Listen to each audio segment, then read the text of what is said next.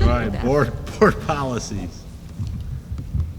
Policy updates. Okay, so we have two independent individual policies. First one, board policy 2:230. It's easier to flip this and start with that. Originally, there was some discussion and some comments submitted by board members in previous packets, and so we were going to just remove it from the packet because from the comments submitted, majority of the board seemed to be happy with the current policy and not amending 2:230 on the length of time someone could submit when they submit a written request. But after further discussion, I think we should just formally agree at a public meeting that that's what the pleasure of a majority of the board is, just doing it in public before just taking it off the agenda. And this is the policy with citizen comments that limits citizen comments to 3 minutes, and then the 10-minute if they've submitted a request within 24 hours. And so after discussing this individually, board members, majority felt that we should just leave that policy as is. But before I take something off the agenda, I thought it would be appropriate to have, if there was any other discussion that would occur formally at a public meeting. I don't have any idea to change that policy, so. Yeah, I just think it's unnecessarily restrictive, to sort of make a policy and say, like, you can't request a 10-minute. I mean, somebody could have something, Right.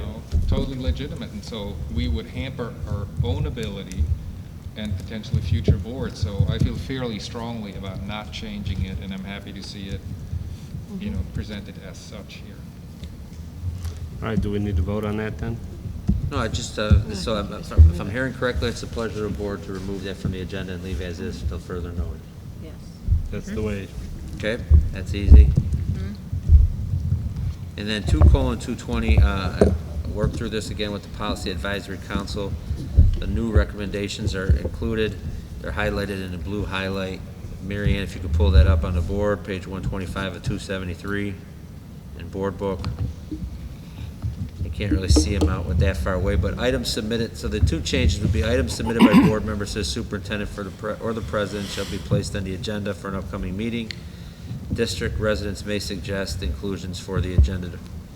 And then this is where we were kind of going back and forth on how many times things should be in there. Should it just be considered a practice and not part of policy?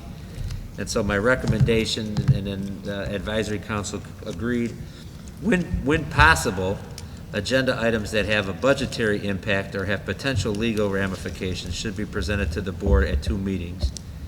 For example, new business and old business, to ensure the board has appropriate time to review and discuss such agenda items. Now, again, I think the caveat's in there when possible, so in the event of an emergency or an event a decision needs to be made, this provides the board latitude, but it also provides the administration, Board of Education's, and down the line until it's changed or amended, that, things dealing with money or contracts with legal ramifications or those types of things, we should try to at least discuss twice or present twice for the board to review. So I have a couple of questions on this. Maybe there are more comments. So this has been in the packet for a number of months, and this version now is different than what we saw back in a June timeframe, and I'm just a little bit confused in my own head, because if we could just, when we're looking at these policies, just continue to do them as track changes or with edits and additional changes, because the language that I believe, I went back through my notes, that is now different is this potential legal ramifications. Everything is a potential legal ramification. So suddenly we're opened up to everything goes to a second read, which was not, I don't think, the intent. So I'm just, to me, it's so broad as to say everything should have a first and second read. And I thought the discussion we'd had at the board level was about, being able to move regular business along, but with, appropriate consideration for items that have budgetary impact.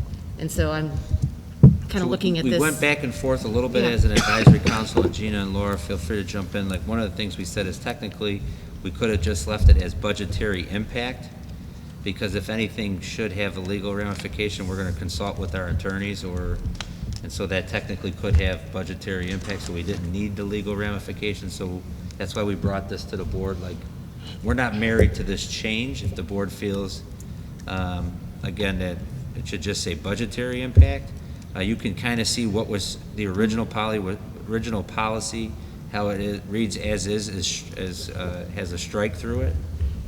Right, and my point is that we've seen now different versions of the red line, right? So it's been kind of a, So the latest version is made off of comments that were submitted from board members back in June. okay.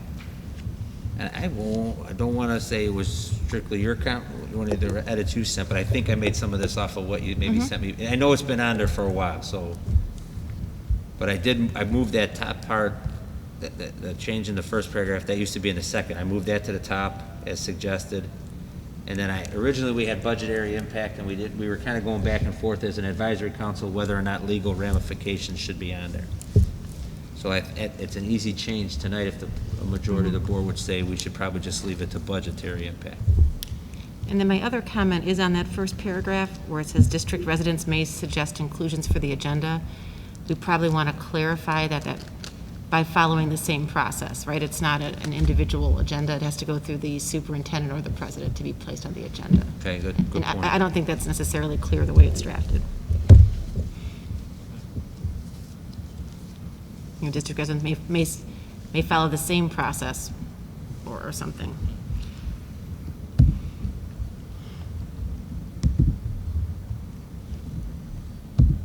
So, question for the board. I can make these two minor changes and bring this back at the committee of the whole meeting. I would just like a little more direction on whether that second change, when possible agenda items have a budgetary impact. Should we leave it at budgetary impact? Or legal, both budgetary impact and legal ramifications? Thoughts there?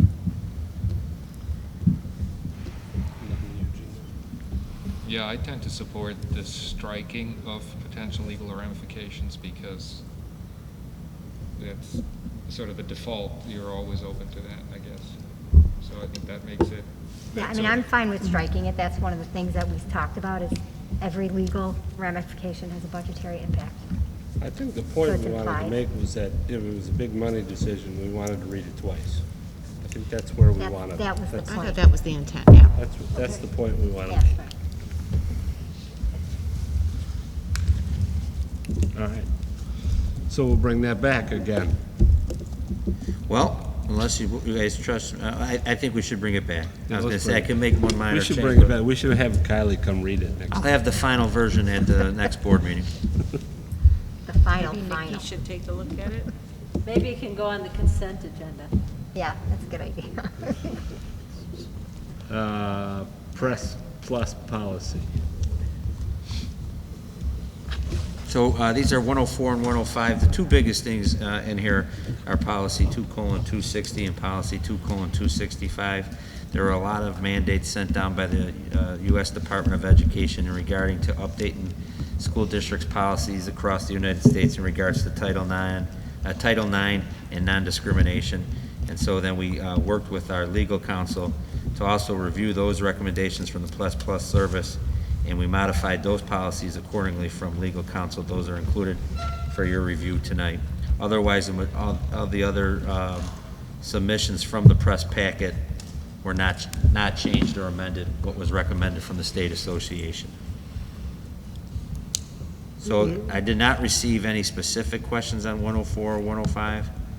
So again, my thought would be if we wanted to put this on with 220 on the consent for the next meeting, give you one more chance to look at it or look it over. That's up to you. Is this We'll the just same vote on group it that now. brought us this new website? Or you can vote on it. Just vote on it. Yeah, I'm having the Mona, hardest time. Any thoughts? Let's go. Go ahead, Mona. Okay, Read away if you can find it. thank you, yeah, I got it. The Board of Education, Township High School, District 208, Cook County, Illinois hereby approves Press Plus Policy Issues 104 and 105 as presented in the September 8th, 2020 Board Agenda Packet. Need a second? Second. Second, Tom Jacobs. Mr. Durkin? Yes. Ms. Ruska? Yes. Mr. Jacobs? Yes. Ms. Sierra? Yes. Ms. Towner? Yes. Ms. Salas? Yes. Mr. Smith? Yes.